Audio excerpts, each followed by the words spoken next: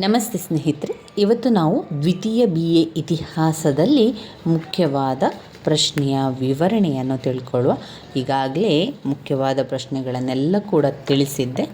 ಹಳೆಯ ಪ್ರಶ್ನೆ ಪತ್ರಿಕೆಗಳಲ್ಲಿ ನೀವು ನೋಡಿದರೆ ಕೆಲವೆಲ್ಲ ಪ್ರಶ್ನೆಗಳು ಪದೇ ಪದೇ ಬಂದಿರುವಂತಹ ಪ್ರಶ್ನೆಗಳೇ ಇರುವಂಥದ್ದು ಕಾಣ್ಬೋದು.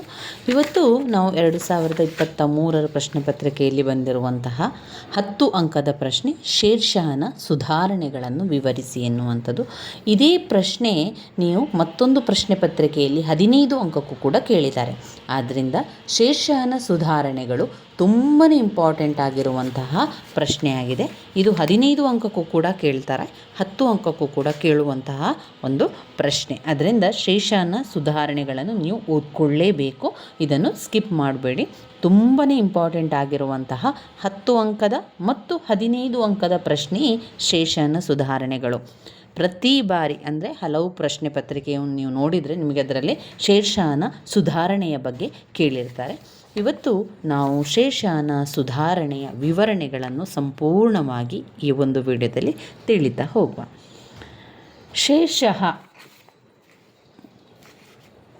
ಶೇರ್ಷಾನು ಉತ್ತಮ ಸೈನ್ಯಾಧಿಕಾರಿಯಾಗಿದ್ದಂತೆ ದಕ್ಷ ಆಡಳಿತಗಾರನು ಕೂಡ ಆಗಿದ್ದ. ಒಳ್ಳೆಯ ಆಡಳಿತ ಸುಧಾರಣೆಗಳನ್ನು ಕೂಡ ಆತ ಮಾಡ್ತಾಯಿದ್ರ.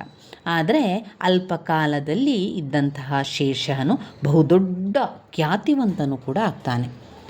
ಡಾಕ್ಟರ್ ಶಾನುಂಗೋ ಅವರು ಶೇರ್ಷಾನನ್ನು ಅಫ್ಘನ್ನರಲ್ಲಿ ಅತೀ ಶ್ರೇಷ್ಠ ಸೈನಿಕ ಹಾಗೂ ಆಡಳಿತಗಾರ ಎಂದಿದ್ದಾರೆ.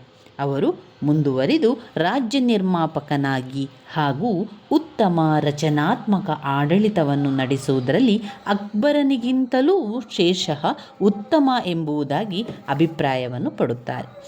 ಶೇರ್ಷಾ ಪರಿಚಯಿಸಿದ ಆಡಳಿತ ಸುಧಾರಣೆಗಳು ರಾಜ್ಯಕ್ಕೆ ಬಲವನ್ನು ಮತ್ತು ಪ್ರಜೆಗಳಿಗೆ ಸುಭಿಕ್ಷವನ್ನು ಉಂಟು ಮಾಡಿದವು. ಶೇರ್ಷಾನ ಕೆಲವು ಸುಧಾರಣೆಗಳು ಅಂದರೆ ಮೊದಲನೇದಾಗಿ ಕೇಂದ್ರಾಡಳಿತದಲ್ಲಿ ಸುಧಾರಣೆಗಳನ್ನು ಮಾಡ್ತಾನೆ. ಅದಾದ ನಂತರ ಪ್ರಾಂತ್ಯಾಡಳಿತದಲ್ಲಿ ಸುಧಾರಣೆಗಳನ್ನು ಮಾಡುವಂಥದ್ದು, ಭೂಕಂದಾಯದ ಸುಧಾರಣೆಗಳನ್ನು ಮಾಡುವಂಥದ್ದು, ಸೈನಿಕ ಸುಧಾರಣೆಗಳು, ಪೊಲೀಸ್ ಸುಧಾರಣೆಗಳು, ನ್ಯಾಯಾಂಗ ಸುಧಾರಣೆಗಳನ್ನು ಮಾಡುವಂಥದ್ದು. ಇದರಲ್ಲಿ ಒಂದು ಪ್ರಶ್ನೆಯನ್ನು ಕೇಳ್ತಾರೆ, ಶೇರ್ಷಾನ ಭೂಕಂದಾಯದ ಸುಧಾರಣೆಗಳನ್ನು ತಿಳಿಸಿ ಅಂತ ಕೇಳಿದರೆ ನಾವು ಕೇವಲ ಭೂಕಂದಾಯದ ಸುಧಾರಣೆಗಳನ್ನಷ್ಟೇ ಬರಿಬೇಕಾಗ್ತದೆ. ನೀವು ಹಳೆಯ ಪ್ರಶ್ನೆ ಪತ್ರಿಕೆ 2-3 ಹಳೆಯ ಪ್ರಶ್ನೆ ಪತ್ರಿಕೆಗಳಲ್ಲಿ ಅವರು ಏನು ಕೇಳಿದ್ದಾರೆ, ಶೇರ್ಷಾನ ಭೂಕಂದಾಯದ ಸುಧಾರಣೆಯನ್ನು ಮಾತ್ರ ತಿಳಿಸಲಿಕ್ಕೆ ಕೇಳಿದ್ದಾರೆ. ಆವಾಗ ನೀವೇನು ಮಾಡಬೇಕು, ಶೇರ್ಷಾನ ಭೂಕಂದಾಯದ ಸುಧಾರಣೆಗಳಲ್ಲಿ 3 ಮುಖ್ಯ ಉದ್ದೇಶಗಳನ್ನು ಅವನು ಹೇಳ್ತಾನೆ. ಆ 3 ಉದ್ದೇಶಗಳನ್ನು ಕೂಡ ಬರೆದು ಪಾಯಿಂಟ್ಸನ್ನು ಬರೆದು ಅದನ್ನು ನೀವು ವಿವರಿಸಬೇಕಾಗ್ತದೆ. ಅದನ್ನು ಹೆಚ್ಚಾಗಿ ಅವರು 10 ಅಂಕಕ್ಕೆ ಕೇಳುವಂತಹ ಪ್ರಶ್ನೆ. 15 ಅಂಕಕ್ಕಾದರೆ ಸಂಪೂರ್ಣ ಶೇರ್ಷಾನ ಸುಧಾರಣೆಗಳನ್ನು ಕೇಳುವಂಥದ್ದು. ಮೊದಲಿಗೆ ಕೇಂದ್ರಾಡಳಿತದಲ್ಲಿ ಸುಧಾರಣೆ. ಈ ಪಾಯಿಂಟ್ಸ್ಗಳನ್ನು ನೀವು ಆರಂಭದಲ್ಲಿ ಬರೀಬೇಕು. ಶೇರ್ಷಾನ ಸುಧಾರಣೆ ಅಂತ ಹೇಳಿ ನಂತರ ಒಂದು ಸ್ವಲ್ಪ ಪರಿಚಯವನ್ನು ಮಾಡಬೇಕು. ಶೇರ್ಷಾ ಉತ್ತಮ ಆಡಳಿತಗಾರ, ದಕ್ಷ ಆಡಳಿತಗಾರ, ಖ್ಯಾತಿವಂತನಾಗಿದ್ದ, ಶ್ರೇಷ್ಠ ಸೈನಿಕ ಆಗಿದ್ದ, ಆಡಳಿತಗಾರ ಆಗಿದ್ದ, ಅಕ್ಬರನಿಗಿಂತಲೂ ಕೂಡ ತುಂಬ ಶ್ರೇಷ್ಠವಾದಂತಹ ಉತ್ತಮವಾದಂತಹ ರಾಜನಾಗಿದ್ದ ಅಂತ ವಿವರಿಸಿ ನಂತರ ಶೇರ್ಷಾನ ಆಡಳಿತ ಸುಧಾರಣೆಗಳು ಅಂತ ಹೇಳಿ ಎಲ್ಲ ಪಾಯಿಂಟ್ಸ್ಗಳನ್ನು ಮಾತ್ರ ಬರೀರಿ ಆರಂಭದಲ್ಲಿ. ಕೇಂದ್ರಾಡಳಿತದಲ್ಲಿ ಸುಧಾರಣೆ, 2 ಪ್ರಾಂತ್ಯಾಡಳಿತದಲ್ಲಿ ಸುಧಾರಣೆ, 3 ಭೂಕಂದಾಯದ ಸುಧಾರಣೆ, ಪೊಲೀಸ್ ಸುಧಾರಣೆ, ಸೈನಿಕ ಸುಧಾರಣೆ, ನ್ಯಾಯಾಂಗದ ಸುಧಾರಣೆ, ಜನೋಪಯೋಗಿ ಕ್ರಮಗಳು ಅಂತ ಇಷ್ಟು ಪಾಯಿಂಟ್ಸನ್ನು ಹಾಕಿ ಆರಂಭದಲ್ಲಿ. ಅದಾದ ನಂತರ ಒಂದೊಂದೇ ಪಾಯಿಂಟ್ಸನ್ನು ನಾವು ವಿವರಿಸ್ತಾ ಹೋಗಬೇಕಾಗ್ತದೆ. ಮೊದಲನೇದಾಗಿ ಕೇಂದ್ರಾಡಳಿತದಲ್ಲಿ ಸುಧಾರಣೆಗಳು. ಕೇಂದ್ರಾಡಳಿತದಲ್ಲಿ ಸುಧಾರಣೆ ಅಂತ ಬಂದಾಗ ಮತ್ತೆ 2 ಪಾಯಿಂಟ್ಸ್ಗಳಿದೆ. ಅದು ಸುಲ್ತಾನ್ ಮತ್ತು ದಿವಾನ್ ಎನ್ನುವಂಥದ್ದು. ಸುಲ್ತಾನ್ ಆಮೇಲೆ ಇಲಾಖೆ. ಸುಲ್ತಾನ್ ಅಂದರೆ ಅವನೇ ಎಲ್ಲವನ್ನು ನೋಡಿಕೊಳ್ಳುವಂಥವನು. ಇಲ್ಲಿ ಸುಲ್ತಾನ್ ಅಂತ ಬಂದಾಗ ಎಲ್ಲ ಅಧಿಕಾರವು ಶೇರ್ಷಾನ ಕೇಂದ್ರದಲ್ಲಿರ್ತದೆ. ಅದಕ್ಕೆ ಅವನನ್ನು ಸುಲ್ತಾನ ಅಂತ ಕರೆಯುವಂಥದ್ದು. ಸುಲ್ತಾನನ ಕೈಯಲ್ಲಿ ಇರುವಂಥದ್ದು ಪ್ರತಿಯೊಂದು ಅಧಿಕಾರ, ರಾಜ್ಯದಲ್ಲಿ ಪ್ರತಿಯೊಂದು ಆಡಳಿತ ಮಾಡುವಂಥ ಪ್ರತಿಯೊಂದು ವಿಚಾರ ಕೂಡ ಶೇರ್ಷಾನಲ್ಲಿಯೇ ಕೇಂದ್ರೀಕೃತವಾಗಿರ್ತದೆ. ನ್ಯಾಯ ತೀರ್ಮಾನ ಮಾಡುವುದರಲ್ಲಿ ಸುಲ್ತಾನದೇ ಅಂತಿಮ ತೀರ್ಮಾನ. ಅಂದರೆ ಇಲ್ಲಿ ಶೇರ್ಷಾನ ತೀರ್ಮಾನವೇ ಅಂತಿಮ. ಏನಾದರೂ ಒಂದು ತೀರ್ಪನ್ನು ಕೊಡಬೇಕು ಅಂತಾದರೆ ನ್ಯಾಯಾಂಗದ ರೀತಿಯಲ್ಲಿ ಅವನು ಇರುವಂಥದ್ದು, ಅವನ ತೀರ್ಮಾನವೇ ಅಂತಿಮವಾಗಿರ್ತದೆ. ಎಲ್ಲ ಕ್ರಿಮಿನಲ್ ಮೊಕದ್ದಮೆಗಳನ್ನು ಸುಲ್ತಾನನೇ ವಿಚಾರಣೆಯನ್ನು ಮಾಡ್ತಾ ಇದ್ದ. ಆಡಳಿತಕ್ಕೆ ಸಂಬಂಧಿಸಿದ ಎಲ್ಲ ತೀರ್ಮಾನಗಳನ್ನು ಕೂಡ ಶೇರ್ ಶಹನೇ ತೆಗೆದುಕೊಳ್ತಾ ಇದ್ದ. ಆತನ ಮಂತ್ರಿಗಳು ಮತ್ತು ನೋಬಲರು ಅವುಗಳನ್ನು ಕಾರ್ಯಗತಗೊಳಿಸಬೇಕಾಗಿತ್ತು. ಶೇರ್ ಶಹನ ಮುಖ್ಯ ಉದ್ದೇಶ ಅವನ ಪ್ರಜೆಗಳ ಒಳಿತನ್ನು ಕುರಿತಾಗಿತ್ತು. ಮುಖ್ಯವಾಗಿ ಶೇರ್ ಶಹ ಏನು ಮಾಡ್ತಾ ಇದ್ದ, ನನ್ನ ಪ್ರಜೆಗಳು ಒಳ್ಳೆಯದಾಗಿರಬೇಕು, ನನ್ನ ಪ್ರಜೆಗಳು ಸುಖವಾಗಿರಬೇಕು ಎನ್ನುವಂತಹ ವಿಚಾರವನ್ನು ಅವನು ಯೋಚನೆಯನ್ನು ಮಾಡ್ತಾ ಇದ್ದ. ಈತನ ಕೇಂದ್ರಾಡಳಿತವು ಪರ್ಷಿಯನ್ ಮಾದರಿಯನ್ನು ಕೂಡ ಹೋಲ್ತಾ ಇತ್ತು. ಅವನು ಪರ್ಷಿಯನ್ ಮಾದರಿಯ ಒಂದು ಆಡಳಿತವನ್ನು ತನ್ನ ಒಂದು ಆಡಳಿತದಲ್ಲಿ ಮಾಡಿಕೊಂಡಿದ್ದ. ದೆಹಲಿ ಸುಲ್ತಾನರು ಅನುಸರಿಸಿದ ಮಾದರಿಯನ್ನೇ ಶೇರ್ ಶಹನು ಮುಂದುವರಿಸ್ತಾನೆ. ಕೇಂದ್ರಾಡಳಿತವನ್ನು 6 ವಿಭಾಗಗಳಾಗಿ ವಿಂಗಡಿಸಿ ಅವುಗಳನ್ನು ದಿವಾನಿಗಳೆಂದು ಕರೆಯುತ್ತಾನೆ. ಪ್ರತಿಯೊಂದು ಇಲಾಖೆಯು ಪ್ರತ್ಯೇಕವಾದ ಮಂತ್ರಿಗಳ ಮೇಲ್ವಿಚಾರಣೆಗಳ ಪಟ್ಟಿರ್ತದೆ. ಇದು ಸುಲ್ತಾನನ ಬಗ್ಗೆ ಇರುವಂತಹ ವಿಚಾರ. ಕೇಂದ್ರ ಆಡಳಿತ ಸುಧಾರಣೆಯನ್ನು ಮಾಡುವಲ್ಲಿ ಸುಲ್ತಾನನಿಗೆ ಏನೆಲ್ಲ ಕೆಲಸಗಳಿತ್ತು, ಅವನು ಯಾವ ರೀತಿಯ ಕಾರ್ಯಗಳನ್ನು ಮಾಡ್ತಾ ಇದ್ದ, ಆ ಆಡಳಿತವನ್ನೆಲ್ಲ ಯಾವ ರೀತಿ ಮಾಡ್ತಾ ಇದ್ದ ಎನ್ನುವಂಥದ್ದನ್ನು ಇಲ್ಲಿ ಅವರು ಹೇಳ್ತಾರೆ. ಯಾಕಂದರೆ ಎಲ್ಲ ಒಂದು ತೀರ್ಮಾನವನ್ನು ಅವನೇ ತಗೊಳ್ತಾ ಇದ್ದ. ಅಷ್ಟೇ ಅಲ್ಲದೆ ಕ್ರಿಮಿನಲ್ ವಿಚಾರ ಎಲ್ಲ ಬಂದಾಗ ಎಲ್ಲ ವಿಚಾರಣೆಯನ್ನು ಕೂಡ ಅವನೇ ಮಾಡ್ತಾ ಇದ್ದ, ತೀರ್ಮಾನವನ್ನು ಕೂಡ ಕೊಡ್ತಾ ಇದ್ದ. ಅದನ್ನು ಕಾರ್ಯರೂಪಕ್ಕೆ ತರುವಂಥವರು ಮಂತ್ರಿಗಳು ಮತ್ತು ನೋಬಲರು ಕಾರ್ಯರೂಪಕ್ಕೆ ತರ್ತಾ ಇದ್ರು. ಶೇರ್ ಶಹನ ಮುಖ್ಯ ಉದ್ದೇಶ ಏನಾಗಿತ್ತು, ಪ್ರಜೆಗಳು ಖುಷಿಯಾಗಿರಬೇಕು, ಪ್ರಜೆಗಳಿಗೆ ಒಳ್ಳೆಯದನ್ನು ಮಾಡಬೇಕು ಎನ್ನುವಂತಹದ್ದು ಅವನ ಯೋಚನೆಯಾಗಿತ್ತು. ಬೇರೆ ಬೇರೆ ರೀತಿಯ ಮಾದರಿಯನ್ನು ಅವನು ಆಡಳಿತ ಮಾಡ್ತಾ ಇದ್ದ, ಪರ್ಷಿಯನ್ ಮಾದರಿಯನ್ನು ಮಾಡ್ತಾ ಇದ್ದ. ಅಷ್ಟೇ ಅಲ್ಲದೆ ದೆಹಲಿ ಸುಲ್ತಾನರು ಯಾವ ರೀತಿಯ ಆಡಳಿತವನ್ನೆಲ್ಲ ಅನುಸರಿಸ್ತಾ ಇದ್ರು ಅದನ್ನೇ ಶೇರ್ ಶಹನು ಮುಂದುವರಿಸಿಕೊಂಡು ಹೋಗ್ತಾನೆ. ನಂತರ ಈ ಕೇಂದ್ರ ಆಡಳಿತದಲ್ಲಿ 6 ವಿಭಾಗವನ್ನು ಕೂಡ ಮಾಡ್ತಾನೆ. ಅದನ್ನು ದಿವಾನಿ ಎಂದು ಕರೀತಾನೆ. ಅದಾದ ನಂತರ ಇದರಲ್ಲಿ ಬರುವಂಥದ್ದು ದಿವಾನ್ ಅಂದರೆ ಇಲಾಖೆಗಳು, ಬೇರೆ ಬೇರೆ ಇಲಾಖೆಗಳು. ದಿವಾನ್ ಇ ವಜೀರತ್ ಎನ್ನುವಂತಹ ಒಂದು ಇಲಾಖೆಯನ್ನು ಮಾಡ್ತಾನೆ. ದಿವಾನ್ ಇ ವಜೀರತ್ ಎನ್ನುವಂತಹ ಇಲಾಖೆ ಶೇರ್ ಶಹನ ಆಡಳಿತದಲ್ಲಿ ಈ ಇಲಾಖೆ ಅತ್ಯಂತ ಪ್ರಮುಖವಾದದ್ದಾಗಿತ್ತು. ಈ ಇಲಾಖೆಯ ಮೇಲ್ವಿಚಾರಣೆಯನ್ನು ವಜೀರ್ ಎಂಬ ಮಂತ್ರಿ ನೋಡಿಕೊಳ್ತಾ ಇದ್ದ. ರಾಜ್ಯದ ಹಣಕಾಸು ಮತ್ತು ಕಂದಾಯ ಇವನ ಮೇಲ್ವಿಚಾರಣೆಯಲ್ಲಿ ಒಳಪಟ್ಟಿತ್ತು. ಎಲ್ಲ ಅವನೇ ನೋಡ್ಕೊಳ್ತಾ ಇದ್ದ, ಮೇಲ್ವಿಚಾರಣೆಯನ್ನೆಲ್ಲ ಮಾಡ್ತಾ ಇದ್ದ, ಹಣಕಾಸಿನ ವಿಚಾರಗಳನ್ನೆಲ್ಲ ಅವನು ನಡೆಸಿಕೊಂಡು ಹೋಗ್ತಾ ಇದ್ದ. ಇದರೊಂದಿಗೆ ಉಳಿದ ವಿಭಾಗಗಳ ಮಂತ್ರಿಗಳ ಮೇಲ್ವಿಚಾರಣೆಯನ್ನು ಕೂಡ ಅವನಿಗೆ ಜವಾಬ್ದಾರಿಯಾಗಿತ್ತು. ಇನ್ನೊಂದು ಇದರಲ್ಲಿರುವಂಥ ಇಲಾಖೆ ದಿವಾನ್ ಇ ಆರಿಜ್. ದಿವಾನ್ ಇ ಆರಿಜ್ ಎನ್ನುವಂಥ ಈ ಇಲಾಖೆಯ ಮುಖ್ಯಸ್ಥನನ್ನು ಆರಿಜ್ ಇ ಮಾಮಲಿಕ್ ಎಂಬುದಾಗಿ ಕರೆಯಲಾಗ್ತದೆ. ಈತನು ಸೈನ್ಯದ ಮೇಲ್ವಿಚಾರಣೆಯನ್ನು ಹೊಂದಿದ್ದು ಸೈನಿಕರ ನೇಮಕ, ಸೈನ್ಯಕ್ಕೆ ಬೇಕಾದ ಎಲ್ಲ ಅಗತ್ಯ ವಸ್ತುಗಳನ್ನು ಒದಗಿಸುವಂಥದ್ದು ಇವನ ಜವಾಬ್ದಾರಿಯಾಗಿತ್ತು. ಇನ್ನು ದಿವಾನ್ ಇ ರಸಾಲತ್, ಈ ಒಂದು ಬೇರೆ ಬೇರೆ ಇಲಾಖೆಯನ್ನು ಮಾಡಿದ್ದಾರೆ ನೋಡಿ. ಈ ಇಲಾಖೆಯ ಹೆಸರುಗಳು, ಇವೆಲ್ಲ ಇಲಾಖೆಯ ಹೆಸರುಗಳು ಮತ್ತು ಅವರು ಯಾವ ರೀತಿಯ ಮೇಲ್ವಿಚಾರಣೆಯನ್ನು ಮಾಡ್ತಾ ಇದ್ದಾರೆ ಅಂತ ತಿಳಿಸುವಂಥ ಒಂದು ಇಲಾಖೆ. ದಿವಾನ್ ಇ ರಸಾಲತ್ ಎನ್ನುವಂಥ ಇಲಾಖೆ ಮಂತ್ರಿಯು ಹೊರದೇಶಗಳ ವ್ಯವಹಾರವನ್ನು ನೋಡ್ಕೊಳ್ತಾ ಇದ್ರು. ವಿದೇಶದಿಂದ ಬರುತ್ತಿದ್ದ ನಿಯೋಗಗಳನ್ನು ಬರಮಾಡಿಕೊಳ್ಳುವುದು, ರಾಯಭಾರಿಗಳನ್ನು ಗೌರವಿಸುವುದು, ವಿದೇಶಗಳೊಂದಿಗೆ ವ್ಯವಹಾರವನ್ನು ನೋಡಿಕೊಳ್ಳುವುದು ದಿವಾನ್ ಇ ರಸಾಲತ್ ವಿಭಾಗದ ಜವಾಬ್ದಾರಿಯಾಗಿತ್ತು. ಇದರೊಂದಿಗೆ ಸುಲ್ತಾನ ದಾನದತ್ತಿಗಳನ್ನು ನೋಡಿಕೊಳ್ಳುವುದು ಇವನ ಕರ್ತವ್ಯ ಕೂಡ ಆಗಿತ್ತು. ಇನ್ನು ಬರುವಂಥ ಇಲಾಖೆ ದಿವಾನ್ ಇ ಇಕ್ಷಾ ಎನ್ನುವಂತಹ ಇಲಾಖೆ. ಈ ಮಂತ್ರಿಯ ಕೆಲಸ ಏನಂದರೆ ಸುಲ್ತಾನನ ಆಜ್ಞೆಗಳನ್ನು ಕರಡು ಮಾಡಿಸಿ ಸ್ಥಳೀಯ ಅಧಿಕಾರಿಗಳಿಗೆ ತಲುಪಿಸುವಂಥದ್ದು. ಕರಡು ಮಾಡಿಸುವಂಥದ್ದು ಅಂದರೆ ಪ್ರಿಂಟ್ ನಾವು ಮಾಡ್ತೇವಲ್ಲ, ಅದೇ ರೀತಿಯಲ್ಲಿ ಅದನ್ನು ಮತ್ತೊಂದನ್ನು ಮಾಡಿ ಅದನ್ನು ಅಧಿಕಾರಿಗಳಿಗೆ ತಲುಪಿಸುವಂಥದ್ದು. ರಾಜ್ಯದ ಆಂತರಿಕ ಪತ್ರ ವ್ಯವಹಾರವನ್ನು ನೋಡಿಕೊಳ್ಳುವುದರಲ್ಲದೆ ಸರಕಾರಿ ಪತ್ರಗಳನ್ನು ಮತ್ತು ದಾಖಲೆಗಳನ್ನು ಸಂರಕ್ಷಿಸುವುದು ಕೂಡ ಕೆಲಸ ಇತ್ತು. ಈ 4 ಮಂತ್ರಿಗಳಲ್ಲದೆ ಇನ್ನೂ 2 ಪ್ರಮುಖ ಇಲಾಖೆಗಳಿದ್ದವು. ಒಟ್ಟು 6 ಇಲಾಖೆಗಳನ್ನು ಮಾಡ್ತಾರೆ. 6 ಇಲಾಖೆಗಳನ್ನು ಮಾಡಿ ಅದರಲ್ಲಿ ಒಬ್ಬೊಬ್ಬ ಮಂತ್ರಿಗೂ ಕೂಡ, ಒಬ್ಬೊಬ್ಬ ಅಧಿಕಾರಿಗೂ ಕೂಡ ಒಂದೊಂದು ರೀತಿಯ ಕೆಲಸಗಳಿತ್ತು. ದಿವಾನ್ ಇ ಕಾಸಾ, ದಿವಾನ್ ಇ ಬರೀದ್, ದಿವಾನ್ ಇ ಕಾಸಾ ಮತ್ತು ದಿವಾನ್ ಇ ಬರೀದ್, ಒಟ್ಟು 6 ಇಲಾಖೆ ಆಯಿತು. ಇಲಾಖೆಯ ಮುಖ್ಯಸ್ಥ ಮುಖ್ಯ ಕಾಜಿಯಾಗಿದ್ದನು. ಈತನ ನ್ಯಾಯಾಡಳಿತವನ್ನು ನೋಡಿಕೊಳ್ತಾ ಇದ್ದ. ದಿವಾನ್ ಇ ಬರೀದ್ ಇಲಾಖೆಯ ಮುಖಂಡತ್ವವು ಬರೀದ್ ಇ ಮಾಮಾಲಿಕ್ ಎಂಬುವನದಾಗಿದ್ದು ಗುಪ್ತದಳ ಮೇಲ್ವಿಚಾರಣೆಯನ್ನು ಅವನು ನೋಡಿಕೊಳ್ತಾ ಇದ್ದ. ಗುಪ್ತಚರರು ಅಂದರೆ ಗುಪ್ತವಾಗಿ ಹೋಗಿ ಎಲ್ಲವನ್ನು ತಿಳ್ಕೊಳ್ಳುವಂಥದ್ದು. ಇದರೊಂದಿಗೆ ರಾಜ್ಯದ ಗುಪ್ತಚರನ್ನು ನೋಡಿಕೊಳ್ಳುವಂತಹ ಜವಾಬ್ದಾರಿ ಕೂಡ ಹೊಂದಿತ್ತು.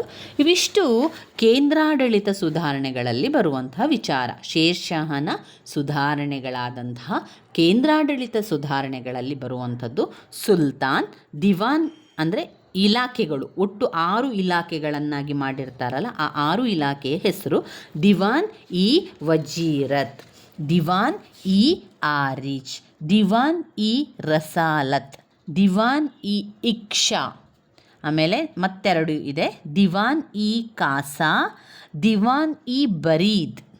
ದಿವಾನ್ ಇ ಕಾಸಾ ಮತ್ತು ದಿವಾನ್ ಇ ಬರೀದ್ ಒಟ್ಟು 6 ಇಲಾಖೆಗಳು ಮತ್ತು ಇಲಾಖೆಗಳ ಕೆಲಸಗಳ ಬಗ್ಗೆ ಇಲ್ಲಿ ಹೇಳ್ತಾರೆ. ಇನ್ನು ಬರುವಂಥ ವಿಚಾರ ಪ್ರಾಂತ್ಯಾಡಳಿತದಲ್ಲಿ ಸುಧಾರಣೆಗಳು. ಪ್ರಾಂತ್ಯಾಡಳಿತದಲ್ಲಿ ಸುಧಾರಣೆಗಳನ್ನು ಮಾಡಿದಾಗ ಸರ್ಕಾರ, ಪರಗಣಗಳು, ಗ್ರಾಮಗಳು 3 ರೀತಿಯ ವಿಂಗಡಣೆಯನ್ನು ಮಾಡಿ ಆ ಒಂದು ಪ್ರಾಂತ್ಯ ಆಡಳಿತದ ಸುಧಾರಣೆಗಳನ್ನು ಮಾಡುವಂಥದ್ದು. ಶೇರ್ಷಾ ಏನು ಮಾಡ್ತಾನೆ, ತನ್ನ ಸಾಮ್ರಾಜ್ಯವನ್ನು ಇಕ್ತ ಅಥವಾ ಪ್ರಾಂತ್ಯಗಳನ್ನಾಗಿ ವಿಂಗಡಣೆಯನ್ನು ಮಾಡಿದ್ದ. ಕೆಲವು ಇಕ್ತಾಗಳು ಗವರ್ನರ್ಗಳ ಆಳ್ವಿಕೆಗೆ ಒಳಪಟ್ಟಿದ್ದವು. ಹೆಚ್ಚಿನ ಇಕ್ತಾಗಳು ಶೇರ್ಷಾಹನ ನೇರ ಹಿಡಿತದಲ್ಲಿದ್ದವು. ಪ್ರತಿಯೊಂದು ಇಕ್ತಾವನ್ನು ಅನೇಕ ಸರಕಾರ ಅಥವಾ ಜಿಲ್ಲೆಗಳನ್ನಾಗಿಯೂ ಪ್ರತಿ ಸರಕಾರಗಳನ್ನು ಪರಗಣಗಳೆಂಬ ಸಣ್ಣ ಘಟಕಗಳನ್ನಾಗಿ ವಿಭಾಗಿಸಲಾಗಿತ್ತು. ಗ್ರಾಮಗಳು ಸಾಮ್ರಾಜ್ಯದ ಕಡೆಯ ಆಡಳಿತ ಘಟಕವಾಗಿತ್ತು. ಈಗ ಗ್ರಾಮ ಎನ್ನುವಂಥದ್ದು ಒಂದು ಆಡಳಿತದ ವ್ಯವಸ್ಥೆಯಲ್ಲಿ ಕೊನೆಯದಾಗಿ ಹೊಂದಿರುವಂತಹ ಒಂದು ಘಟಕ ಆಗಿರ್ತದೆ. ಆರಂಭದಲ್ಲಿ ಒಂದು ಸರಕಾರ ಅದಾದ ನಂತರ ಅಲ್ಲಿ ಬರುವಂಥದ್ದು ಪರಗಣಗಳಾಗಿ ವಿಂಗಡಣೆಯನ್ನು ಮಾಡುವಂಥದ್ದು. ಅದಾದ ನಂತರ ಕೊನೆಯದಾಗಿ ಬರುವಂತಹ ಘಟಕವೇ ಗ್ರಾಮ. ಇದು ಪ್ರಾಂತ್ಯ ಆಡಳಿತದಲ್ಲಿ ಬರುವಂತಹ ವಿಚಾರಗಳು. ಮೊದಲನೇದಾಗಿ ಸರಕಾರ ಯಾವ ರೀತಿಯ ಕೆಲಸಗಳನ್ನು ಮಾಡ್ತದೆ, ಯಾವ ರೀತಿಯ ಆಡಳಿತಗಳನ್ನು ಮಾಡ್ತದೆ ಅಂತ ಹೇಳಿದರೆ, ಶೇರ್ಷಾಹನ ಆಡಳಿತದಲ್ಲಿ ಸರಕಾರ ಬಹುದೊಡ್ಡ ಆಡಳಿತದ ಘಟಕ. ಪ್ರತಿಯೊಂದು ಸರಕಾರವು ಕೂಡ ಶೇಖ್ದಾರಿನ್ ಮತ್ತು ಮುನ್ಸಿಫಾನ್ ಎಂಬ ಅಧಿಕಾರಿಗಳ ಮೇಲ್ವಿಚಾರಣೆಗೊಳಪಟ್ಟಿದ್ದು. ಮುಖ್ಯ ಶೇಖ್ದಾರನು ಸೈನ್ಯಾಧಿಕಾರಿಯಾಗಿದ್ದು ಸರಕಾರಗಳಲ್ಲಿ ಶಾಂತಿ ಮತ್ತು ಸುವ್ಯವಸ್ಥೆಯನ್ನು ಕಾಪಾಡುವುದು ಅವರ ಕರ್ತವ್ಯ ಆಗಿತ್ತು. ಶಾಂತಿ ಮತ್ತು ಸುವ್ಯವಸ್ಥೆಗೆ ಹೆಚ್ಚಿನ ಒತ್ತನ್ನು ಕೊಡ್ತಾ ಇದ್ದ ಶೇರ್ಷಾಹ. ಅಲ್ಲಿ ಸರಕಾರದಲ್ಲಿ ಶೇರ್ಷಾಹನ ಆಡಳಿತ, ಸರಕಾರ ಎಂಬುವಂಥದ್ದು ಬಹುದೊಡ್ಡ ಒಂದು ಆಡಳಿತ ಘಟಕವಾಗಿತ್ತು. ಮುಖ್ಯವಾಗಿ ಅವನು ಶಾಂತಿ ಮತ್ತು ಸುವ್ಯವಸ್ಥೆಯನ್ನು ಕಾಪಾಡುವುದು ಎನ್ನುವಂಥದ್ದನ್ನು ಹೇಳ್ತಾನೆ.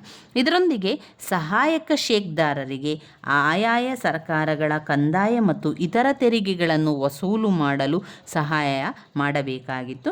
ಸರಕಾರದ ಮತ್ತೊಬ್ಬ ಅಧಿಕಾರಿ ಮುಖ್ಯ ಮುನ್ಸಿಫ್. ಈತನ ಮುಖ್ಯ ಕರ್ತವ್ಯ ಅಂದರೆ ಸರಕಾರಗಳಲ್ಲಿ ನಡೆಯುತ್ತಿದ್ದಂತಹ ಸಿವಿಲ್ ವ್ಯಾಜ್ಯಗಳನ್ನು ತೀರ್ಮಾನ ಮಾಡಿ ನ್ಯಾಯವನ್ನು ದೊರಕಿಸಿಕೊಡುವುದಾಗಿತ್ತು. ಅಲ್ಲದೆ ಪರಗಣಗಳಲ್ಲಿದ್ದ ನ್ಯಾಯಾಧಿಕಾರಿಗಳ ಮೇಲ್ವಿಚಾರಣೆಯನ್ನು ಕೂಡ ಈತನ ಜವಾಬ್ದಾರಿಯಾಗಿತ್ತು. ಮುಖ್ಯ ಅಧಿಕಾರಿಗಳಿಗೆ ಸಹಾಯಕನಾಗಿ ಅನೇಕ ಸಹಾಯಕ ಅಧಿಕಾರಿಗಳು ಸರಕಾರದಲ್ಲಿರುತ್ತಿದ್ದರು. ಇನ್ನು ಪರಗಣಗಳು ಅಂತ ಬಂದಾಗ ಪ್ರತಿಯೊಂದು ಸರಕಾರವನ್ನು ಪರಗಣಗಳನ್ನಾಗಿ ವಿಂಗಡಿಸಲಾಗಿತ್ತು. ಪ್ರತಿಯೊಂದು ಪರಗಣಗಳಲ್ಲಿಯೂ ಕೂಡ ಶೇಖ್ದಾರ್, ಅಮೀನ್, ಕಾರ್ಕೂನ್ ಮೊದಲಾದ ಅನೇಕ ಅಧಿಕಾರಿಗಳು ಕೂಡ ಇದ್ದರು. ಶೇಖ್ದಾರನು ಮಿಲಿಟರಿ ಅಧಿಕಾರಿಯಾಗಿಯೂ, ಅಮೀನ್ ಅಥವಾ ಮುನ್ಸಿಫ್ ಕಂದಾಯಾಧಿಕಾರಿಯಾಗಿಯೂ ಕಾರ್ಯವನ್ನು ನಿರ್ವಹಿಸ್ತಾ ಇದ್ದರು. ಯಾರೆಲ್ಲ ಇದ್ದರು? ಶೇಖ್ದಾರ, ಅಮೀನ್ ಮತ್ತು ಮುನ್ಸಿಫ್. ಶೇಖ್ದಾರ ಮಿಲಿಟರಿ ಅಧಿಕಾರಿಗಳನ್ನೆಲ್ಲ ನೋಡ್ಕೊಳ್ತಾ ಇದ್ದ. ಅಮೀನ್ ಅಥವಾ ಮುನ್ಸಿಫ್ ಏನು ಮಾಡ್ತಾಯಿದ್ರು? ಕಂದಾಯದ ಅಧಿಕಾರಿಯಾಗಿ ಕಾರ್ಯವನ್ನು ನಿರ್ವಹಿಸ್ತಾ ಇದ್ದರು.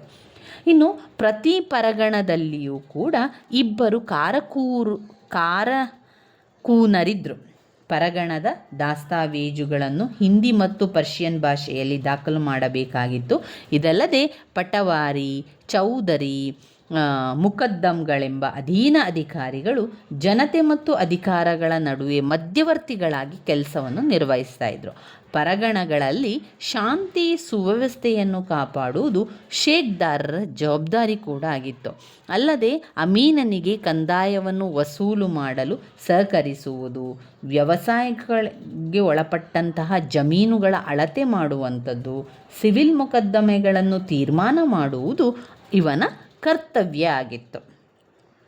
ಒಟ್ಟಿನಲ್ಲಿ ಶೇಷಾನ ಆಡಳಿತದಲ್ಲಿ ಶಾಂತಿ ಸುವ್ಯವಸ್ಥೆಗೆ ಮುಖ್ಯವಾದ ಆದ್ಯತೆಯನ್ನು ಕೊಡ್ತಾ ಇದ್ದ. ಗ್ರಾಮಗಳನ್ನು ನೋಡಿದರೆ, ಗ್ರಾಮ ರಾಜ್ಯದ ಅತ್ಯಂತ ಕೆಳಗಿನ ಆಡಳಿತ ಘಟಕ ಮತ್ತು ಕೊನೆಯದಾದ ಆಡಳಿತ ಘಟಕ. ಪಂಚಾಯಿತಿಗಳು ಅವುಗಳ ಮೇಲ್ವಿಚಾರಣೆಯನ್ನು ನಡೆಸುತ್ತಿದ್ದು, ಗ್ರಾಮ ಪಂಚಾಯಿತಿಗಳು ಗ್ರಾಮದ ಹಿರಿಯರನ್ನೊಳಗೊಂಡಿದ್ದು ಆಯಾಯ ಗ್ರಾಮಗಳ ಜನತೆಯ ಅಭಿವೃದ್ಧಿಯನ್ನು ಕೂಡ ಗಮನಿಸುವುದು ಅವರ ಕರ್ತವ್ಯ ಕೂಡ ಆಗ್ತಾ ಇತ್ತು. ಇಲ್ಲಿ ನೀವು ನೋಡಿದರೆ, ಗ್ರಾಮದ ಜನತೆಯ ನಡುವೆ ಸಂಯೋಜನಾ ಅಧಿಕಾರಿಯಾಗಿ ಕೆಲಸವನ್ನು ಮಾಡಬೇಕಿತ್ತು. ಗ್ರಾಮಗಳಲ್ಲಿ ಶಾಂತಿ ಪಾಲನೆಯನ್ನು ಮಾಡುವುದು, ವ್ಯಾಜ್ಯಗಳನ್ನು ತೀರ್ಮಾನ ಮಾಡುವಂತಹ ಜವಾಬ್ದಾರಿಯೂ ಕೂಡ ಪಂಚಾಯಿತಿಗೆ ಇತ್ತು. ಪಂಚಾಯಿತಿ ಸಂಪೂರ್ಣವಾಗಿ ಎಲ್ಲವನ್ನು ಕೂಡ ನೋಡ್ತಾ ಇತ್ತು, ಗ್ರಾಮ ಪಂಚಾಯಿತಿ. ಇದರೊಂದಿಗೆ ಚೌಕಿದಾರರಿರ್ತಾಯಿದ್ರು, ಪಟವಾರಿಗಳಿರ್ತಾಯಿದ್ರು. ಗ್ರಾಮಗಳ ಆಡಳಿತದಲ್ಲಿ ಸರಕಾರಿ ಅಧಿಕಾರಿಗಳಿಗೆ ಸಹಕರಿಸ್ತಾ ಇದ್ದರು. ಇವು ಗ್ರಾಮದ ವಿಚಾರಗಳಲ್ಲಿ ಬರುವಂಥದ್ದು. ಇವಿಷ್ಟು ಪ್ರಾಂತ್ಯಾಡಳಿತ ಸುಧಾರಣೆಗಳಲ್ಲಿ ಬರುವಂಥ ವಿಚಾರಗಳು. ಪ್ರಾಂತ್ಯಾಡಳಿತದಲ್ಲಿ ಸುಧಾರಣೆಗಳಲ್ಲಿ ಸರ್ಕಾರ, ಪರಗಣಗಳು, ಗ್ರಾಮಗಳು ಇದೆಲ್ಲ ಕೂಡ ಅದರಲ್ಲಿ ಬರುವಂತಹ ವಿಚಾರಗಳಾಗಿದೆ. ಇನ್ನು ಬರುವಂಥದ್ದು ಭೂ ಕಂದಾಯದ ಸುಧಾರಣೆ. ಇದು ತುಂಬಾ ಇಂಪಾರ್ಟೆಂಟ್ ಆಗಿರುವಂತಹ ಮತ್ತೊಂದು ಪ್ರಶ್ನೆ. ಅವರು ಯಾವ ರೀತಿ ಪ್ರಶ್ನೆಯನ್ನು ಕೇಳ್ತಾರೆ ಅಂತ ಹೇಳಿದರೆ, ಶೇರ್ಷಾಹನ ಭೂ ಕಂದಾಯದ ಸುಧಾರಣೆಯನ್ನು ವಿವರಿಸಿ ಅಂತ ಪ್ರತ್ಯೇಕವಾಗಿ ಕೇಳ್ತಾರೆ. ಅದು 10 ಅಂಕಕ್ಕೆ ಕೇಳುವಂಥ ಒಂದು ಪ್ರಶ್ನೆ, ಶೇರ್ಷಾಹನ ಭೂ ಕಂದಾಯದ ಸುಧಾರಣೆ. ಇದರ ಬಗ್ಗೆ ಸರಿಯಾಗಿ ತಿಳ್ಕೊಳ್ಳಿ. ಇದರ ಬಗ್ಗೆ ಸರಿಯಾಗಿ ನೀವು ಅರ್ಥ ಮಾಡಿಕೊಂಡ್ರೆ ಸುಲಭದಲ್ಲಿ ಬರಿತಾ ಹೋಗ್ಬೋದು. ಆರಂಭದಲ್ಲಿ ನೀವೇನು ಬರಿಬೇಕು ಅಂತ ಹೇಳಿದರೆ, ಶೇರ್ಷಾಹ ಅನೇಕ ಆಡಳಿತ ಸುಧಾರಣೆಗಳನ್ನು ಮಾಡ್ತಾ ಹೋಗ್ತಾನೆ. ತುಂಬಾ ಶಾಂತಿಯುತವಾದ ವ್ಯವಸ್ಥಿತವಾದ ಆಡಳಿತ ವ್ಯವಸ್ಥೆಯನ್ನು ಅವನು ಮಾಡ್ತಾ ಹೋಗ್ತಾನೆ. ಅದರಲ್ಲಿ ಭೂಕಂದಾಯದ ಸುಧಾರಣೆಗಳು ಕೂಡ ಒಂದು. ಶೇರ್ಷಾಹ ಭೂಕಂದಾಯ ಸುಧಾರಣೆಯನ್ನು ವಿಶೇಷವಾಗಿ ಗಮನವನ್ನು ಸೆಳೆಯುವಂಥ ವಿಚಾರ ಆಗಿದೆ. ಯಾಕೆಂದರೆ ಶೇಷಾನು ಚಿಕ್ಕ ವಯಸ್ಸಿನಲ್ಲಿ ಬಾಲ್ಯದಲ್ಲಿ ತನ್ನ ತಂದೆಯ ಎಸ್ಟೇಟಿನ ಮ್ಯಾನೇಜರ್ ಆಗಿ ಕೆಲಸವನ್ನು ನಿರ್ವಹಿಸುತ್ತಿದ್ದಾಗ, ಚಿಕ್ಕ ವಯಸ್ಸಿನಲ್ಲಿ ಅಂದರೆ ಶೇಷ ತನ್ನ ಚಿಕ್ಕ ವಯಸ್ಸಿನಲ್ಲಿ ಏನು ಮಾಡ್ತಾ ಇದ್ದ ಅಂತಂದರೆ, ತಂದೆ ಒಂದು ತೋಟವನ್ನು ನೋಡ್ಕೊಳ್ತಾ ಇದ್ರು. ಶೇರ್ಷಾನ ತಂದೆ ಒಬ್ಬ ಮ್ಯಾನೇಜರ್ ಆಗಿ ಒಂದು ಎಸ್ಟೇಟನ್ನು ನೋಡ್ಕೊಳ್ತಾ ಇದ್ರು. ಅಂತಹ ಸಂದರ್ಭದಲ್ಲಿ ಭೂಕಂದಾಯದ ಸಮಸ್ಯೆಯ ಬಗ್ಗೆ ಅನುಭವವನ್ನು ಕೂಡ ಶೇರ್ಷಾ ಹೊಂದಿದ್ದ. ಅವನಿಗಾಗ ಅನಿಸಿತು, ಇಷ್ಟೊಂದು ಭೂಕಂದಾಯ ಇದ್ದರೆ ಕಟ್ಟಲಿಕ್ಕೆ ಸಾಧ್ಯ ಆಗುವುದಿಲ್ಲ, ಭೂಕಂದಾಯವನ್ನು ಹೆಚ್ಚು ಮಾಡಿದರೆ ಜನರು ತುಂಬಾ ಕಷ್ಟವನ್ನು ಅನುಭವಿಸಬೇಕಾಗ್ತದೆ ಎನ್ನುವಂತಹ ಒಂದು ವಿಷಯವನಿಗೆ ಗೊತ್ತಿದ್ದರಿಂದ ರೈತರ ಮನಸ್ಸನ್ನು ಚೆನ್ನಾಗಿ ಅರಿತಿದ್ದ. ಯಾರು? ಶೇರ್ಷಾಹ. ರೈತರ ಮನಸ್ಸನ್ನು ಚೆನ್ನಾಗಿ ಅರಿತಿದ್ದಂತಹ ಶೇರ್ಷಾನು ವ್ಯವಸಾಯ ಅವರ ಶ್ರಮ, ಅವರ ಒಂದು ಆಸಕ್ತಿಯ ಮೇಲೆ ಅವಲಂಬಿಸಿರುತ್ತದೆ ಎಂಬುದನ್ನು ತುಂಬಾ ಚೆನ್ನಾಗಿ ಅರ್ಥ ಮಾಡಿಕೊಂಡಿದ್ದ. ಶೇರ್ಷಾನು ಭೂಕಂದಾಯದ ಸುಧಾರಣೆಗಳನ್ನು 3 ಉದ್ದೇಶಗಳಿಂದ ಮಾಡ್ತಾನೆ. ಆ 3 ಉದ್ದೇಶಗಳೇನೆಂದರೆ, 1 ವ್ಯವಸಾಯೋತ್ಪನ್ನಗಳ ಹೆಚ್ಚಳ, ವ್ಯವಸಾಯದ ಉತ್ಪನ್ನಗಳ ಹೆಚ್ಚಳ. 2 ಬೇಸಾಯಗಾರರ ಸ್ಥಿತಿಯನ್ನು ಉತ್ತಮಪಡಿಸುವಂಥದ್ದು. ಅವನಿಗೆ ಈ ರೈತರ ಕಷ್ಟ ಇರ್ಬೋದು, ಬೇಸಾಯಗಾರರ ಕಷ್ಟವನ್ನು ಚೆನ್ನಾಗಿ ಅರಿತಿದ್ದರಿಂದ ಇದೇ ರೀತಿಯ ಉದ್ದೇಶಗಳನ್ನು ಹೊಂದಿದ್ದ. ಬೇಸಾಯಗಾರರ ಸ್ಥಿತಿಯನ್ನು ಉತ್ತಮಪಡಿಸುವಂಥದ್ದು. 3 ಕಂದಾಯದಲ್ಲಿ ಹೆಚ್ಚಳವನ್ನು ಉಂಟು ಮಾಡುವಂಥದ್ದು. ಕಂದಾಯದಲ್ಲಿ ಹೆಚ್ಚಳವನ್ನು ಕೂಡ ಉಂಟು ಮಾಡ್ತಾನೆ. ವ್ಯವಸಾಯ ಉತ್ಪನ್ನಗಳ ಹೆಚ್ಚಳವನ್ನು ಉಂಟು ಮಾಡುವುದು, ಭೂಕಂದಾಯದ ಸ್ಥಿತಿಯನ್ನು ಬೇಸಾಯಗಾರರ ಸ್ಥಿತಿಯನ್ನು ಉತ್ತಮಪಡಿಸುವಂಥದ್ದು, ಕಂದಾಯದಲ್ಲಿ ಹೆಚ್ಚಳವನ್ನು ಉಂಟು ಮಾಡುವಂಥದ್ದು.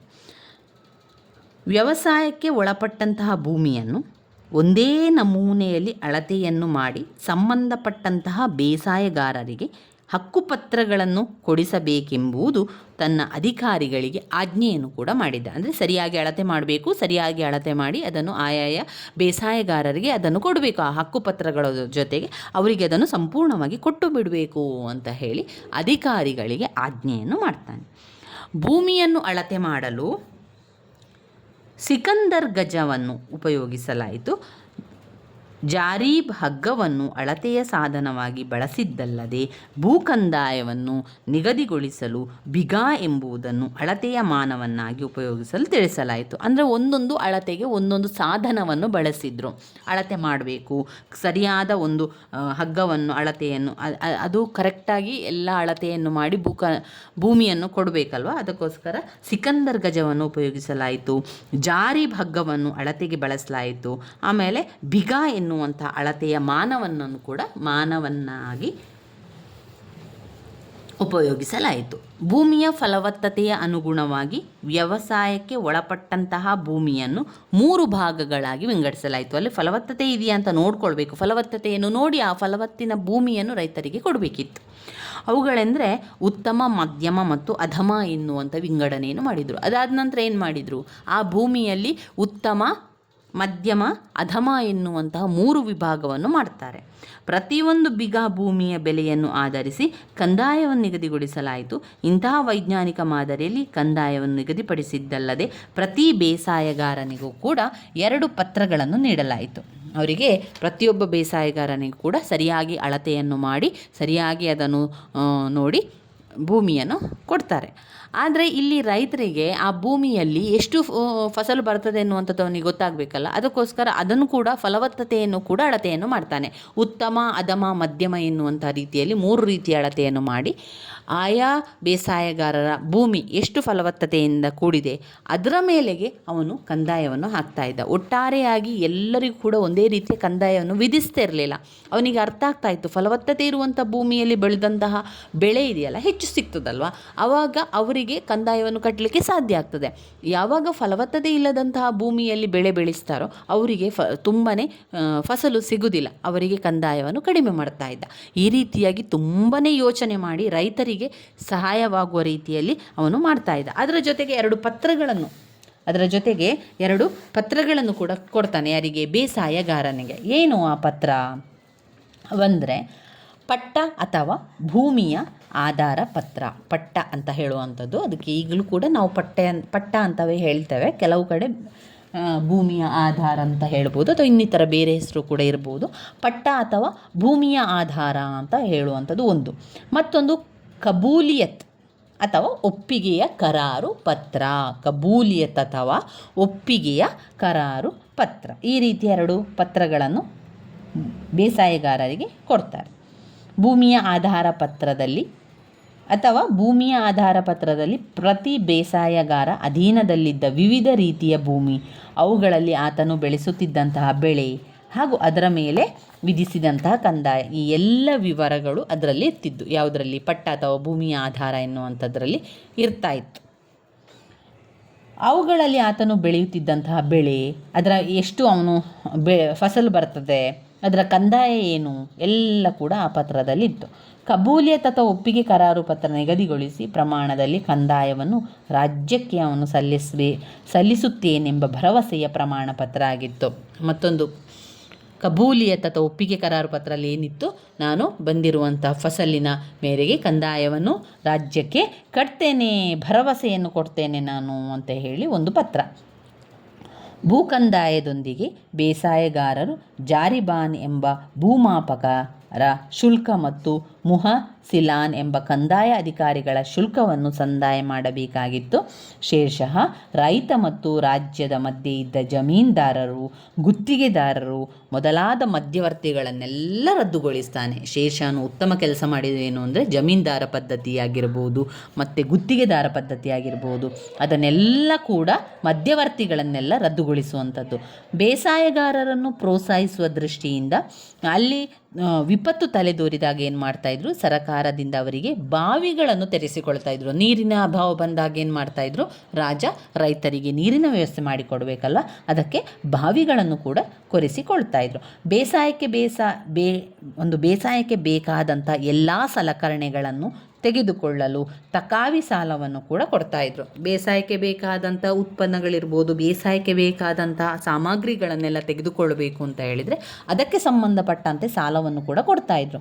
ಕಂದಾಯ ಇಲಾಖೆಯಲ್ಲಿ ಭ್ರಷ್ಟಾಚಾರವನ್ನು ದೂರ ಮಾಡಲು ಪದೇ ಪದೇ ಕಂದಾಯ ಅಧಿಕಾರಿಗಳನ್ನು ಒಂದು ಕಡೆಯಿಂದ ಮತ್ತೊಂದು ಕಡೆಗೆ ಕೂಡ ವರ್ಗಾಯಿಸಿದ. ಎಷ್ಟು ಯೋಚನೆ ಮಾಡಿದ್ದ ಶೇರ್ಷಃ ಅಂತ ಹೇಳಿದರೆ, ಶೇಷನಿಗೆ ಗೊತ್ತಿತ್ತು ಇಲ್ಲಿ ಒಂದು ಭ್ರಷ್ಟಾಚಾರ ನಡೀತದೆ, ಹಣವನ್ನು ವಸೂಲಿಯನ್ನು ಮಾಡ್ತಾರೆ, ರೈತರು ಕಷ್ಟಕ್ಕೆ ತಳ್ತಾರೆ ಎನ್ನುವಂಥದ್ದು ಶೇರ್ಷನಿಗೆ ಚೆನ್ನಾಗಿ ಗೊತ್ತಿದ್ದರಿಂದ ಅವನೇನು ಮಾಡ್ತಾನೆ, ಕಂದಾಯದ ಅಧಿಕಾರಿಗಳನ್ನು ಕೂಡ ಈ ಭ್ರಷ್ಟಾಚಾರವನ್ನು ತಡಿಬೇಕು ಅಂತ ಹೇಳಿ ಪದೇ ಪದೇ ವರ್ಗಾವಣೆಯನ್ನು ಕೂಡ ಮಾಡ್ತಾಯಿದ್ದೆ. ಪದೇ ಪದೇ ವರ್ಗಾವಣೆಯನ್ನು ಮಾಡಿದರೆ ಏನಾಗ್ತದೆ, ಆ ಒಂದು ಭ್ರಷ್ಟ ಅಧಿಕಾರಿಗಳನ್ನು ಆ ರೀತಿ ಮಾಡುವುದನ್ನು ತಪ್ಪಿಸಲಿಕ್ಕೆ ಸಹಾಯ ಆಗ್ತದೆ ಎನ್ನುವಂತಹ ಕಾರಣದಿಂದ ಪದೇ ಪದೇ ಏನು ಮಾಡ್ತಾಯಿದ್ದ, ಕಂದಾಯ ಅಧಿಕಾರಿಗಳನ್ನು ಕೂಡ ಒಂದು ಕಡೆಯಿಂದ ಮತ್ತೊಂದು ಕಡೆಗೆ ವರ್ಗಾವಣೆಯನ್ನು ಕೂಡ ಮಾಡ್ತಾಯಿದ್ರು.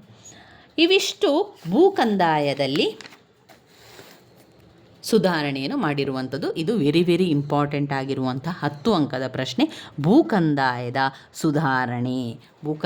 ಸುಧಾರಣೆಯನ್ನು ಕೇಳ್ತಾರೆ ಹಳೆಯ ಪ್ರಶ್ನೆ ಪತ್ರಿಕೆಯಲ್ಲಿ. 2-3 ಹಳೆಯ ಪ್ರಶ್ನೆ ಪತ್ರಿಕೆಗಳಲ್ಲಿ ನಾನು ನೋಡಿದ್ದೇನೆ. ಇದು ಶೇಷಹನ ಸುಧಾರಣೆಗಳ ಒಳಗಡೆ ಬರುವಂತಹ ಒಂದು ಪ್ರಶ್ನೆ. ಶೇಷಹನ ಸುಧಾರಣೆ ಅಂತ ಬಂದಾಗ ಕೇಂದ್ರಾಡಳಿತ ಸುಧಾರಣೆ, ಪ್ರಾಂತ್ಯಾಡಳಿತ ಸುಧಾರಣೆ, ಭೂ ಕಂದಾಯದ ಸುಧಾರಣೆ ಅಂತ ಬರ್ತದೆ. ಆ ಭೂ ಕಂದಾಯದ ಸುಧಾರಣೆಯಲ್ಲಿ 3 ಉದ್ದೇಶಗಳಿದೆ. ಈ 3 ಉದ್ದೇಶಗಳನ್ನು ಇಟ್ಕೊಂಡು ನೀವು ವಿವರಿಸ್ತಾ ಹೋಗಬೇಕು. ನೀವು ಓದ್ಕೊಂಡು ಹೋದರೆ ತುಂಬಾ ಅಚ್ಚುಕಟ್ಟಾಗಿ ಶೇಷ ಯಾವ ರೀತಿ ರೈತರಿಗೆ ಸಹಾಯ ಮಾಡಿದ್ದಾನೆ, ರೈತರ ಒಂದು ಪರಿಸ್ಥಿತಿಯನ್ನು ಯಾವ ರೀತಿ ಆತನು ಅರ್ಥ ಮಾಡ್ಕೊಂಡಿದ್ದಾನೆ, ಎಲ್ಲವನ್ನು ಕೂಡ ನಿಮಗೆ ಇದರಲ್ಲಿ ತಿಳ್ಕೊಳ್ಳಿಕ್ಕೆ ಸಾಧ್ಯ ಆಗ್ತದೆ. ಇನ್ನು ಸೈನಿಕ ಸುಧಾರಣೆಗಳು, ಇನ್ನು ಬರುವಂಥದ್ದು ಸೈನಿಕ ಸುಧಾರಣೆಗಳು. ಶೇಷಃ ಸೈನ್ಯದಲ್ಲಿಯೂ ಕೂಡ ಅನೇಕ ಸುಧಾರಣೆಗಳನ್ನು ಮಾಡ್ತಾನೆ. ಅವನ ಆಡಳಿತ ತುಂಬಾ ಉತ್ತಮವಾದಂಥ ಆಡಳಿತ ಆಗಿತ್ತು. ಸೈನ್ಯದಲ್ಲಿ ಯಾವ ರೀತಿ ಸುಧಾರಣೆಗಳನ್ನು ಮಾಡ್ತಾನೆ ಶೇಷಃ ದೆಹಲಿಯ ಸಿಂಹಾಸನವನ್ನು ಆಕ್ರಮಿಸಿದ್ದು ತನ್ನ ಸೈನಿಕರ ಬಲದಿಂದ ಎನ್ನುವಂಥದ್ದು ಸತ್ಯ. ಯಾಕಂದರೆ ಅವನ ಸೈನ್ಯ ಬಲ ಅಷ್ಟೊಂದು ಇತ್ತು. ಕೇಂದ್ರದಲ್ಲಿ ಬಹುದೊಡ್ಡ ಸುಸಜ್ಜಿತವಾದ ಸೇನೆಯನ್ನು ಶೇಷಃ ಹೊಂದಿದ್ದನು.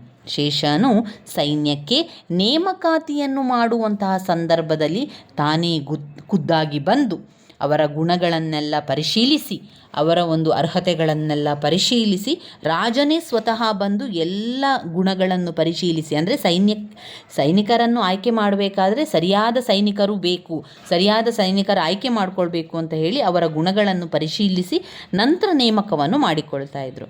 ಹಾಗೆಯೇ ಪದೇ ಏನು ಮಾಡ್ತಾಯಿದ್ರು, ಸೈನಿಕ ತಾಣಗಳನ್ನು ಭೇಟಿ ನೀಡುವಂಥದ್ದು, ಸೈನಿಕರು ಏನು ಮಾಡ್ತಾ ಇದ್ದಾರೆ ಅಂತ ನೋಡಿಕೊಳ್ಳುವಂಥದ್ದು, ಸೈನಿಕರಿಗೆ ಹಣದ ರೂಪದಲ್ಲೂ ಸೈನ್ಯ ಅಧಿಕಾರಿಗಳಿಗೆ ಜಹಗೀರುಗಳ ರೂಪದಲ್ಲಿಯೂ ಅವರ ವೇತನವನ್ನು ನೀಡ್ತಾ ಇದ್ರು. ಕೆಲವೊಮ್ಮೆ ಹಣದ ರೀತಿಯಲ್ಲಿ ಕೊಡ್ತಾಯಿದ್ರು, ಇನ್ನು ಕೆಲವೊಮ್ಮೆ ಭೂಮಿಯ ರೀತಿಯಲ್ಲಿ ಕೊಡ್ತಾಯಿದ್ರು.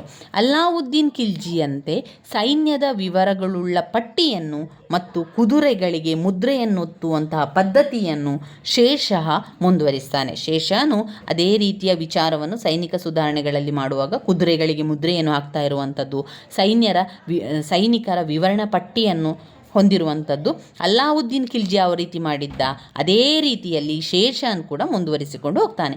ಸೈನ್ಯಕ್ಕೆ ಸೇರಿದ ಅಶ್ವಗಳನ್ನು ಅಂದರೆ ಕುದುರೆಗಳನ್ನು ದುರುಪಯೋಗ ಮಾಡಿಕೊಳ್ಳದಂತೆ ಹಾಗೂ ದುರುಪಯೋಗಪಡಿಸಿಕೊಳ್ಳದಂತೆ ನೋಡ್ಕೊಳ್ತಾನೆ. ಅಷ್ಟೇ ಅಲ್ಲದೆ ಸೈನಿಕರಲ್ಲಿ ಶಿಸ್ತು ಕಡಿಮೆಯಾಗದಂತೆ ಕಠಿಣವಾದ ಕ್ರಮಗಳನ್ನು ಕೂಡ ಶೇಷನು ಪರಿಚಯಿಸ್ತಾನೆ. ಸೈನಿಕರು ಸರಿಯಾಗಿರಬೇಕು, ಸೈನಿಕರು ಯಾವುದೇ ರೀತಿಯ ಒಂದು ದುರುಪಯೋಗವನ್ನು ಪಡಿಸಿಕೊಳ್ಬಾರದು ಅಂತ ಹೇಳಿ ಅವಾಗ ಸೈನಿಕರ ಒಂದು ತಾಣಕ್ಕೆ ಭೇಟಿ ನೀಡಿ ಅವರನ್ನು ಸರಿಯಾಗಿ ಪರೀಕ್ಷೆಯನ್ನು ಕೂಡ ಮಾಡ್ತಾ ಇದ್ದ ಯಾರು, ಶೇರ್ಷಃ.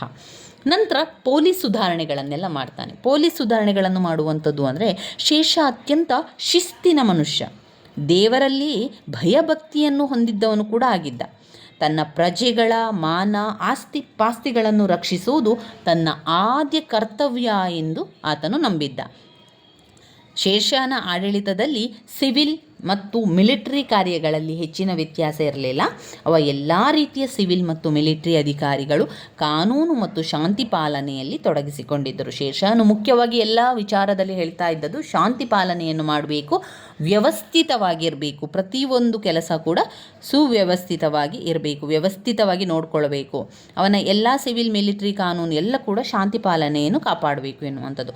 ತಪ್ಪಿತಸ್ಥರಿಗೆ ಶಿಕ್ಷೆಯನ್ನು ನೀಡುವ ಅಧಿಕಾರವನ್ನು ಕೂಡ ಹೊಂದಿದ್ದರು. ಮುಖ್ಯ ಶೇಖ್ದಾರ್ ಮುನ್ಸಿಫ್ಗಳು, ಫೌಜದಾರರು ಅವರವರ ಸ್ಥಳಗಳಲ್ಲಿ ಶಾಂತಿಯನ್ನು ಕಾಪಾಡಬೇಕು, ವ್ಯವಸ್ಥೆಯನ್ನು ಸರಿಕಟ್ಟಾದ ವ್ಯವಸ್ಥೆ ಇರಬೇಕು ಎನ್ನುವ ಹೊಣೆಯನ್ನು ಕೂಡ ಹೊತ್ತಿದ್ದರು.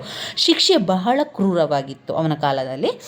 ಶೇಷ ಪರಿಣಾಮಕಾರಿ ಪೊಲೀಸ್ ವ್ಯವಸ್ಥೆಯನ್ನು ಅಬ್ಬಾಸ್ ಅವರು ಹೀಗೆ ಹೊಗಳಿದ್ದಾರೆ: ವಯಸ್ಸಾದ ಹೆಂಗಸರು ಬುಟ್ಟಿಯ ತುಂಬ ಬಂಗಾರದ ಒಡವೆಗಳನ್ನು ಹೊತ್ತುಕೊಂಡು ಒಂದು ಕಡೆಯಿಂದ ಮತ್ತೊಂದು ಕಡೆ ಪ್ರಯಾಣ ಮಾಡಿದರೂ ಕೂಡ ಕಳ್ಳಕಾಕರ ಭಯವಿರಲಿಲ್ಲ. ಯಾಕಂದರೆ ಅಷ್ಟು ಕಠಿಣವಾದ ಶಿಕ್ಷೆಯನ್ನು ಅವನು ಕೊಡ್ತಾ ಇದ್ದ. ಅದರಿಂದ ಕಳ್ಳತನ ಆಗ್ತಾನೇ ಇರಲಿಲ್ಲ ಶೇಷನ ಕಾಲದಲ್ಲಿ.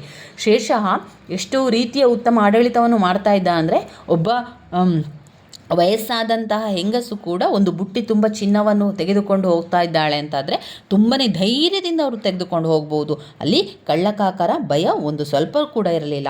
ಶೇಷನು ವಿಧಿಸುತ್ತಿದ್ದಂತಹ ಕಠಿಣ ಶಿಕ್ಷೆ ಹೆದರಿ ಅವನು ತುಂಬಾ ಕಠಿಣ ಶಿಕ್ಷೆಯನ್ನು ಕೊಡ್ತಾ ಇದ್ದ. ಆದ್ದರಿಂದ ಅದಕ್ಕೆ ಹೆದರಿ ಕಳ್ಳಕಾಕರೆಲ್ಲ ಇರ್ತಾ ಇರಲಿಲ್ಲ, ಕಳ್ಳತನವನ್ನು ಮಾಡ್ತಾನೇ ಇರಲಿಲ್ಲ, ಕಳ್ಳರು ಎಂಬುವಂಥದ್ದೇ ಇರಲಿಲ್ಲ ಅಂತ ವಿವರಿಸ್ತಾರೆ. ಇನ್ನು ನೋಡಿದರೆ ನ್ಯಾಯಾಂಗ ಸುಧಾರಣೆಯನ್ನು ಕೂಡ ಮಾಡ್ತಾನೆ. ನ್ಯಾಯಾಂಗದ ಸುಧಾರಣೆಗಳನ್ನು ಯಾವ ರೀತಿ ಮಾಡ್ತಾನೆ ಅಂದರೆ, ಧರ್ಮಗುಣ, ಪ್ರಾಮಾಣಿಕತೆಗಳಿಗೆ ಹೆಸರುವಾಸಿಯಾಗಿದ್ದ ಶೇಷ, ತುಂಬನೇ ಪ್ರಾಮಾಣಿಕನಾಗಿದ್ದ ಶೇಷ, ಉತ್ತಮ ಧರ್ಮ ಗುಣವನ್ನು ಕೂಡ ಹೊಂದಿದ್ದ. ತನ್ನ ಪ್ರಜೆಗಳ ಮನಸ್ಸಿನಲ್ಲಿ ನಿರಂತರವಾಗಿ ನೆಲೆಸಿದ್ದಂಥವನು ಶೇಷ. ನ್ಯಾಯ ತೀರ್ಮಾನ ಮಾಡುವಾಗ ತನ್ನ ಬಂಧುಗಳನ್ನು ಕೂಡ ಅವನು ಬಿಡ್ತಾ ಇರಲಿಲ್ಲ. ಎಲ್ಲರಿಗೂ ಕೂಡ ಸಮಾನವಾದ ನ್ಯಾಯವನ್ನು ದೊರಕಿಸಿಕೊಡ್ತಾ ಇದ್ದ. ಗ್ರಾಮ ಪಂಚಾಯಿತಿಯಿಂದ ಸರಕಾರದವರೆಗೆ ಅವರವರಿಗೆ ನಿಗದಿಯಾದಂತಹ ಸ್ಥಳಗಳಲ್ಲಿ ನ್ಯಾಯ ತೀರ್ಮಾನಕ್ಕಾಗಿ ಹಲವಾರು ಸರಕಾರಿ ಅಧಿಕಾರಿಗಳನ್ನು ಕೂಡ ನೇಮಿಸಿದ್ದ. ಸ್ಥಳೀಯ ಅಪರಾಧಕ್ಕೆ ಸ್ಥಳೀಯ ಜವಾಬ್ದಾರಿ ಎಂಬ ತತ್ವವನ್ನು ಶೇಷ ಪಾಲಿಸುತ್ತಿದ್ದ. ಅವನ ಪ್ರಕಾರ ಕಳ್ಳತನ, ದರೋಡೆ, ಕೊಲೆ ಇವುಗಳು ಸ್ಥಳೀಯರಿಗೆ ತಿಳಿಯದೆ ನಡೀಲಿಕ್ಕೆ ಸಾಧ್ಯವಿರಲಿಲ್ಲ. ಅದು ನಿಜವಾಗಿಯೂ ಕೂಡ ಸತ್ಯ. ಯಾವುದೇ ಒಂದು ಕಳ್ಳತನ ಆಗಬೇಕು, ಒಂದು ಕೊಲೆ ಆಗಬೇಕು, ದರೋಡೆ ಆಗಬೇಕು ಅಂತ ಹೇಳಿದರೆ ಅಲ್ಲಿ ಸ್ಥಳೀಯರಿಗೆ ಮಾಹಿತಿ ಸಿಕ್ಕಿಯೇ ನಂತರ ಎಲ್ಲ ನಡೆಯುವಂಥದ್ದು. ಸ್ಥಳೀಯರ ಮಾಹಿತಿ ಅಥವಾ ಸ್ಥಳೀಯರಿಂದ ಅವರಿಗೆ ಸಂಪೂರ್ಣ ಮಾಹಿತಿ ಸಿಕ್ಕಿದ ನಂತರವೇ ಈ ರೀತಿಯ ತಪ್ಪು ಕೆಲಸಗಳನ್ನು ಮಾಡುವಂಥದ್ದು. ಅದು ಶೇಷನಿಗೆ ಗೊತ್ತಿತ್ತು. ಶೇಷ ಹೇಳಿದ್ದ, ಇದೆಲ್ಲ ಕೂಡ ನಡೆಯುವಂಥದ್ದು ಸ್ಥಳೀಯರಿಗೆ ತಿಳಿಯದೆ ಇದು ಯಾವ ಕೆಲಸ ಕೂಡ ನಡೆಯುವುದಿಲ್ಲ. ಆ ಸ್ಥಳೀಯರಲ್ಲಿ ಯಾರಾದರೂ ಒಬ್ಬರು ಅಂತಹ ಕೆಟ್ಟ ಕೆಲಸವನ್ನು ಮಾಡುವಂಥವ್ರು ಇರ್ತಾರೆ. ಆದ್ದರಿಂದ ಏನು ಮಾಡಿದ, ಸ್ಥಳೀಯರನ್ನೇ ಹೊಣೆಗಾರರನ್ನಾಗಿ ಮಾಡಿದರೆ ಅಪರಾಧಗಳನ್ನು ತಡೆಯಬಹುದು. ಈ ದೃಷ್ಟಿಯಿಂದ ಮುಕದ್ದಮ್ ಮತ್ತು ಚೌಧರಿಗಳಿಗೆ ಅಪರಾಧಗಳನ್ನು ಪತ್ತೆ ಹಚ್ಚಲು ಹೆಚ್ಚಿನ ಅಧಿಕಾರವನ್ನು ನೀಡಿದ್ದನು. ಇದು ನ್ಯಾಯಾಂಗದ ಸುಧಾರಣೆಗಳಲ್ಲಿ ಬರುವಂಥದ್ದು. ಇನ್ನು ಜನೋಪಯೋಗಿಯ ಕ್ರಮಗಳನ್ನು ಕೂಡ ಮಾಡ್ತಾನೆ ಶೇಷನು. ಅನೇಕ ರೀತಿಯ ಜನ ಉಪಯೋಗಿ ಕೆಲಸಗಳನ್ನೆಲ್ಲ ಮಾಡ್ತಾನೆ. ಏನೆಲ್ಲ ಕೆಲಸಗಳನ್ನು ಮಾಡ್ತಾನೆ ಶೇಷ? ಸರಕುಗಳ ಸುಲಭ ಸಾಗಾಣಿಕೆಗೆ ಹಾಗೂ ಜನತೆ ಒಂದು ಕಡೆಯಿಂದ ಮತ್ತೊಂದು ಕಡೆಗೆ ಸಂಚರಿಸಲು ಉತ್ತಮ ಸಂಚಾರ ಮತ್ತು ಸಂಪರ್ಕಗಳನ್ನು ಕಲ್ಪಿಸಲು ಶೇಷನು ಗಮನವನ್ನು ನೀಡ್ತಾನೆ. ಹಳೆಯ ರಸ್ತೆಗಳನ್ನು ಸರಿ ಮಾಡ್ತಾನೆ, ಹೊಸ ರಸ್ತೆಗಳ ನಿರ್ಮಾಣವನ್ನು ಕೂಡ ಮಾಡ್ತಾನೆ. ಶೇಷ ತನ್ನ ಸಾಮ್ರಾಜ್ಯದಲ್ಲಿ 4 ರಾಷ್ಟ್ರೀಯ ಹೆದ್ದಾರಿಗಳನ್ನು ಕೂಡ ನಿರ್ಮಿಸ್ತಾನೆ. ಅವುಗಳೆಂದರೆ ಸೋನಾರಾಂಗ್ವನಿಂದ ಅಟಕ್ವರೆಗೆ, ಆಗ್ರಾದಿಂದ ಮಂಡುವರೆಗೆ, ಆಗ್ರಾದಿಂದ ಜೋಧಪುರ, ಚಿತ್ತೂರ್ವರೆಗೆ, ಲಾಹೋರದಿಂದ ಮುಲ್ತಾನ್ವರೆಗೆ. ಈ 4 ಹೆದ್ದಾರಿಗಳು ಕೂಡ ರಾಜಧಾನಿಯಿಂದ ಹೊರಟು ಮುಖ್ಯ ಮಾರ್ಗಗಳ ಮೂಲಕ ತನ್ನ ಕೊನೆಯನ್ನು ಮುಟ್ಟುತ್ತಿದ್ದವು. ಈ ಹೆದ್ದಾರಿಗಳ ಇಕ್ಕೆಲೆಗಳಲ್ಲಿ ಜನರಿಗೆ ನೆರಳು ನೀಡುವಂತಹ ಮರಗಳನ್ನು ಕೂಡ ನಡೆಸಿದ್ದನು. ಜನೋಪಯೋಗಿ ಕಾರ್ಯಗಳಲ್ಲಿ ಇನ್ನು ಕೆಲವುಗಳು ಸರಾಯಿಗಳು, ಗುಪ್ತದಳ ಇಲಾಖೆಗಳು ಕೂಡ ಇದ್ದವು. ಸರಾಯುಗಳು ಅಂದರೆ ಹೆದ್ದಾರಿಗಳಲ್ಲಿ ಸಂಚರಿಸುವವರ ಅನುಕೂಲಕ್ಕಾಗಿ 1700 ಸರಾಯಿಗಳನ್ನು ಅಥವಾ ತಂಗುದಾಣಗಳನ್ನು ಶೇಷ ನಿರ್ಮಿಸಿದ. ಅಂದರೆ ನಿಲ್ದಾಣ ಅಂತ ಹೇಳ್ತೇವಲ್ಲ, ಒಂದು ಬಸ್ ಸ್ಟ್ಯಾಂಡ್ ರೀತಿಯಲ್ಲಿ ಮಾಡುವಂಥದ್ದು ತಂಗುದಾಣ. ಜನರಿಗೆ ಸುಸ್ತಾದಾಗ ಅಲ್ಲಿ ಉಳ್ಕೊಳ್ಳಿಕ್ಕೆ ತಂಗುದಾಣವನ್ನು ಕೂಡ ನಿರ್ಮಿಸಿದ್ದ. ಪ್ರತಿಯೊಂದು ಸರಾಯಿಗಳಲ್ಲೂ ಕೂಡ ಹಿಂದೂ ಮತ್ತು ಮುಸಲ್ಮಾನರಿಗೆ ಪ್ರತ್ಯೇಕ ಕೋಣೆಗಳಿದ್ದವು. ಹಾಗೆ ಪ್ರತ್ಯೇಕವಾದ ಬಾವಿ, ಮಸೀದಿ, ದೇವಾಲಯ, ಅಡಿಗೆ ಕೋಣೆಗಳು ಕೂಡ ನಿರ್ಮಿಸಲಾಗಿತ್ತು. ಇದು ತುಂಬಾ ದೊಡ್ಡದಾದ ತಂಗುದಾಣ ಅಂತ ಹೇಳ್ಬೋದು. ಇವಾಗೆಲ್ಲ ಪುಟ್ಟದಾದಂಥ ಕೂತ್ಕೊಳ್ಳಿಕ್ಕೆ ಮಾತ್ರ ಜಾಗ ಇರುವಂತಹ ನಿಲ್ದಾಣಗಳು, ತಂಗುದಾಣಗಳು ಇರ್ತಿದ್ವು. ಆಗ ಅವನು ಶೇಷ ಏನು ಮಾಡಿದ್ದ, ಒಂದು ದೊಡ್ಡ ಮನೆಯ ರೀತಿಯಲ್ಲಿ ಕಟ್ಟಿದ್ದ.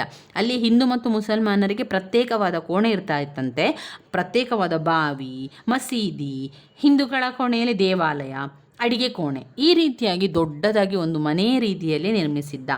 ಈ ಸರಾಯಿಗಳು ಹೆದ್ದಾರಿಗಳಲ್ಲಿ ನಿರ್ಮಾಣವಾಗಿದ್ದುದರಿಂದ ಇವು ಕ್ರಮೇಣ ವ್ಯಾಪಾರ ವಾಣಿಜ್ಯ ಕೇಂದ್ರಗಳಾಗಿ ಬೆಳೆಯಲಾರಂಭಿಸಿದವು. ಈ ರೀತಿಯ ಕಟ್ಟಡವನ್ನು ಕಟ್ಟಿದ್ದ ಅಲ್ಲ ಅವನು, ಅದೆಲ್ಲ ಕೂಡ ಮುಂದೆ ನಿಧಾನದಲ್ಲಿ ಏನಾಯಿತು ನೋಡಿ, ವ್ಯಾಪಾರ ಮತ್ತು ವಾಣಿಜ್ಯ ಕೇಂದ್ರಗಳಾಗಿ ಬದಲಾವಣೆ ಆಗ್ತಾ ಹೋಯಿತು.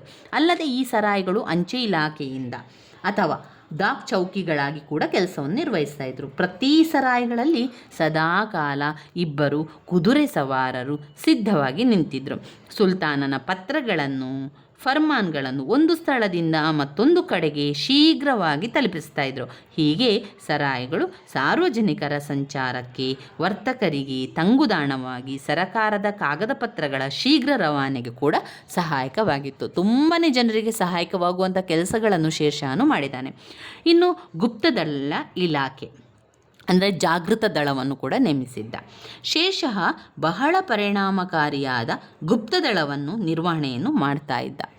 ಎಲ್ಲ ಪ್ರಮುಖ ಸ್ಥಳಗಳಲ್ಲೂ ಕೂಡ ಗುಪ್ತಚರರು ನೇಮಕಗೊಂಡಿದ್ದರು. ಗುಪ್ತದಳದ ಮೇಲ್ವಿಚಾರಕನನ್ನು ದರೋಗಾ ಇ ಡಾಕ್ ಚೌಕಿ ಎಂದು ಕರೆಯಲಾಗಿತ್ತು. ಗುಪ್ತಚರರು ಎಲ್ಲ ಅಧಿಕಾರಿಗಳ ಚಲನವಲನಗಳನ್ನು ವೀಕ್ಷಿಸಿ ಸುಲ್ತಾನರಿಗೆ ವರದಿಯನ್ನು ಕೂಡ ಸಲ್ಲಿಸಬೇಕಾಗಿತ್ತು. ಶೇಷಾನ ಆಡಳಿತ ಯಶಸ್ವಿಯಾಗಬೇಕಾದರೆ ಅವನು ಹೊಂದಿದ್ದ ವ್ಯವಸ್ಥಿತ ಪರಿಣಾಮಕಾರಿ ಗುಪ್ತದಳವೇ ಕಾರಣ ಎಂದು ಅಭಿಪ್ರಾಯವನ್ನು ಕೂಡ ಪಟ್ಟಿದ್ದರು. ಇದು ಜನೋಪಯೋಗಿ ಕಾರ್ಯಗಳನ್ನು ಶೇಷಾನು ಮಾಡಿರುವಂಥದ್ದು. ಇನ್ನು ಬರುವಂಥದ್ದು ನಾಣ್ಯಗಳ ಸುಧಾರಣೆಗಳನ್ನು ಮಾಡ್ತಾನೆ. ನಾಣ್ಯಗಳಲ್ಲೂ ಕೂಡ ಬೇರೆ ಬೇರೆ ನಾಣ್ಯಗಳನ್ನು ಮಾಡಿ ಅದರಲ್ಲೂ ಕೂಡ ಸುಧಾರಣೆಗಳನ್ನು ಮಾಡ್ತಾನೆ. ಶೇಷಃ ನಾಣ್ಯ ಪದ್ಧತಿಯಲ್ಲಿ ಅತೀ ಹೆಚ್ಚಿನ ಸುಧಾರಣೆಗಳನ್ನು ಕೂಡ ಜಾರಿಗೆ ತಂದನು. ಹಳೆಯ ಸವಕಲು ನಾಣ್ಯಗಳನ್ನೆಲ್ಲ ಹಿಂಪಡಿತಾನೆ. ವಿವಿಧ ನಮೂನೆಯ ಸಮಾನ ತೂಕವುಳ್ಳಂತಹ ಚಿನ್ನ, ಬೆಳ್ಳಿ, ತಾಮ್ರದ ನಾಣ್ಯಗಳನ್ನು ಕೂಡ ಅಚ್ಚು ಹಾಕಿಸಿಕೊಂಡು ಶೇಷಾನ ಬೆಳ್ಳಿಯ ನಾಣ್ಯ ಭಾರತದಲ್ಲಿ 1835ರವರೆಗೂ ಚಲಾವಣೆಯಲ್ಲಿ ಇರ್ತದೆ. ಇನ್ನು ಶೇಷಾನ ಕಟ್ಟಡಗಳು, ಯಾವ ರೀತಿಯ ಕಟ್ಟಡಗಳನ್ನು ಮಾಡ್ತಾ ಇದ್ದ ಶೇಷಾನು 2 ಕೋಟೆಗಳನ್ನು ನಿರ್ಮಿಸಿದನು. ಜೀಲಂ ನದಿಯ ದಡದಲ್ಲಿ ರೋಹರ್ಸ್ಗರ್ ಕೋಟೆ, ಮತ್ತೊಂದು ದೆಹಲಿಯ ಪುರಾನಾ ಕಿಲಾ ಎಂದರೆ ದೆಹಲಿಯ ಹಳೆ ಕೋಟೆ. ಪುರಾನಾ ಕಿಲಾದಲ್ಲಿರುವ ಮಸೀದಿ ಇಂಡೋ ಇಸ್ಲಾಮಿಕ್ ವಾಸ್ತುಶಿಲ್ಪಕ್ಕೆ ಉತ್ತಮ ಉದಾಹರಣೆಯಾಗಿದೆ. ಶೇಷಾನ ಕಾಲದಲ್ಲಿ ನಿರ್ಮಾಣವಾದ ಉತ್ತಮ ಮತ್ತು ಸುಂದರವಾದ ಕಟ್ಟಡವೆಂದರೆ ಬಿಹಾರದ ಸಸಾರಾಂನಲ್ಲಿ ಕಟ್ಟಲ್ಪಟ್ಟ ಶೇಷಾನ ಸಮಾಧಿ. ಇದೆಲ್ಲ ಕೂಡ ಅವನ ಒಂದು ಆಡಳಿತದ ಸಮಯದಲ್ಲಿ ಮಾಡಿದಂತಹ ತುಂಬ ವ್ಯವಸ್ಥಿತವಾದಂತಹ ಒಂದು ಆಡಳಿತ, ವ್ಯವಸ್ಥಿತವಾದಂತಹ ಕಟ್ಟಡಗಳು. ಇನ್ನು ಶೇಷನ ಔದಾರ್ಯತೆಯನ್ನು ನೋಡಿದರೆ ಶೇಷಃ ಬಡ ಜನರಿಗೆ ಉಚಿತವಾಗಿ ಆಹಾರವನ್ನು ಕೂಡ ನೀಡಲು ಲಂಗರ್ಗಳನ್ನು ಸ್ಥಾಪಿಸಿದ. ಅಲ್ಲದೆ ರಾಜ್ಯದ ಖರ್ಚಿನಿಂದ ಆಸ್ಪತ್ರೆಗಳನ್ನು ಸ್ಥಾಪಿಸಿ ಮನುಷ್ಯರಿಗೆ ಮತ್ತು ಪ್ರಾಣಿ ಪಕ್ಷಿಗಳಿಗೆ ಉಚಿತವಾಗಿ ಔಷಧಗಳನ್ನು ಹಾಗೂ ಸೇವೆಯನ್ನು ಮಾಡುವಂತೆ ವೈದ್ಯರನ್ನು ನೇಮಿಸಿದರು. ವಿದ್ಯಾಭ್ಯಾಸವನ್ನು ಪ್ರೋತ್ಸಾಹಿಸಲು ಮಸೀದಿಗಳಿಗೆ ಮತ್ತು ಮದರಸ್ಗಳಿಗೆ ಅನೇಕ ದತ್ತಿಗಳನ್ನು ಕೂಡ ನೀಡಿದನು.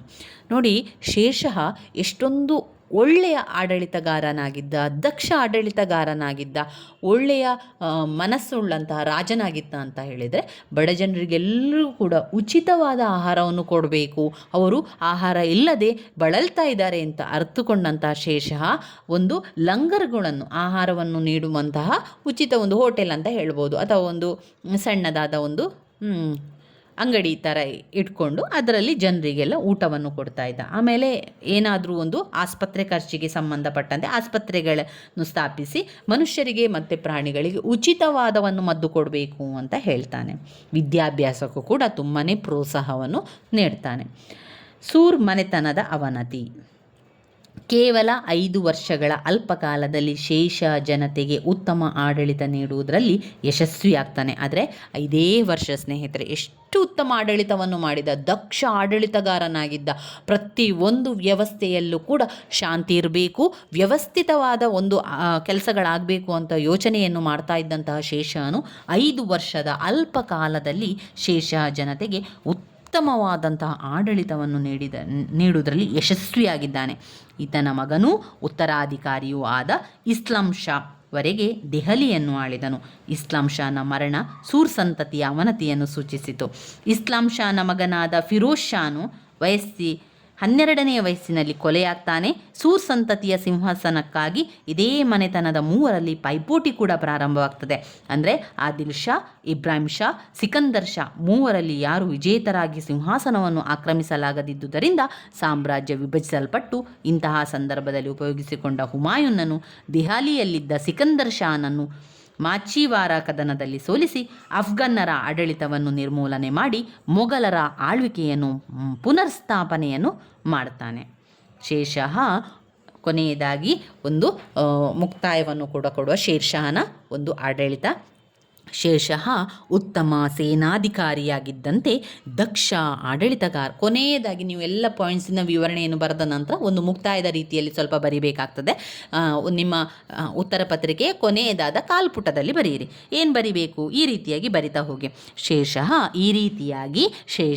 ಉತ್ತಮ ಸೇನಾಧಿಕಾರಿಯಾಗಿದ್ದಂತೆ ದಕ್ಷ ಆಡಳಿತಗಾರನು ಕೂಡ ಆಗಿದ್ದ. ಆತನು ನಿರಂಕುಶ ಪ್ರಭುವಾಗಿದ್ದರೂ ಆತನ ಆಡಳಿತ ಜನಪರವಾಗಿಯೂ ಪರಿಣಾಮಕಾರಿಯಾಗಿಯೂ ಕೂಡ ಇತ್ತು. ಆತನು ರಾಜ್ಯದಲ್ಲಿ ಶಾಂತಿ ಸುವ್ಯವಸ್ಥೆಯನ್ನು ಕಾಪಾಡಿದ್ದಲ್ಲದೆ ಉತ್ತಮ ಕಾನೂನು ಕಟ್ಟಳೆಗಳನ್ನು ಪಾಲಿಸಿದನು. ಎಲ್ಲ ಧರ್ಮಗಳನ್ನು ಸಮಾನವಾಗಿ ಕಾಣ್ತಾ ಇದ್ದಂತಹ ಶೇರ್ಷಾನು ಪ್ರಜೆಗಳ ಅಭಿವೃದ್ಧಿಗಾಗಿ ಅನೇಕ ಸುಧಾರಣೆಗಳನ್ನು ಮಾಡಿದನು. ಅನೇಕ ಸುಧಾರಣೆಗಳನ್ನು ಜಾರಿಗೆ ತಂದನು. ಆಡಳಿತದಲ್ಲಿದ್ದ ಅನೇಕ ನ್ಯೂನತೆಗಳನ್ನು ನಿವಾರಿಸುತ್ತಾ ಹೋದನು. ತನ್ನ ಉತ್ತರಾಧಿಕಾರಿಗೆ ಉತ್ತಮ ನೆಲೆಯನ್ನು ಕೂಡ ಒದಗಿಸಿದನು. ಆದರೆ ಇವನ ನಂತರ ಸೂರ್ ಸಂತತಿಯು ಬಹಳ ಕಾಲ ಅಧಿಕಾರದಲ್ಲಿ ಉಳಿಯಲಿಲ್ಲ. ಮೊಘಲರ ಪ್ರಮುಖ ದೊರೆಯಾದಂಥ ಅಕ್ಬರನು ಶೇರ್ಷಾನ ಆಡಳಿತದ ಮಾದರಿಯನ್ನೇ ಮುಂದುವರಿಸಿದ್ದಲ್ಲದೆ ಕೆಲವು ಬದಲಾವಣೆಗಳನ್ನು ಮಾಡಿಕೊಂಡನು. ಶೇರ್ಷಾನು ತನ್ನ ಅಲ್ಪ ಕಾಲಾವಧಿಯಲ್ಲಿ ತನ್ನ ದಿಗ್ವಿಜಯಗಳಿಂದ ಮಾತ್ರವಲ್ಲದೆ ಜನರಿಗೆ ಉತ್ತಮ ಆಡಳಿತವನ್ನು ದೊರಕಿಸಿಕೊಟ್ಟು ನಿಸ್ಸಂದೇಹವಾಗಿ ಮಧ್ಯಕಾಲೀನ ಭಾರತದ ಇತಿಹಾಸದಲ್ಲಿ ವಿಶೇಷ ಸ್ಥಾನವನ್ನು ಪಡೆದಿದ್ದಾನೆ.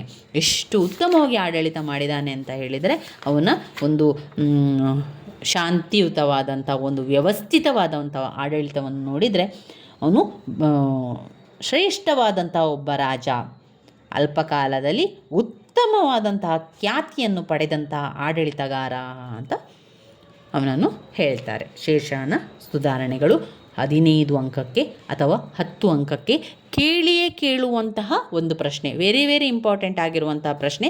ಸ್ಕಿಪ್ ಮಾಡಬೇಡಿ.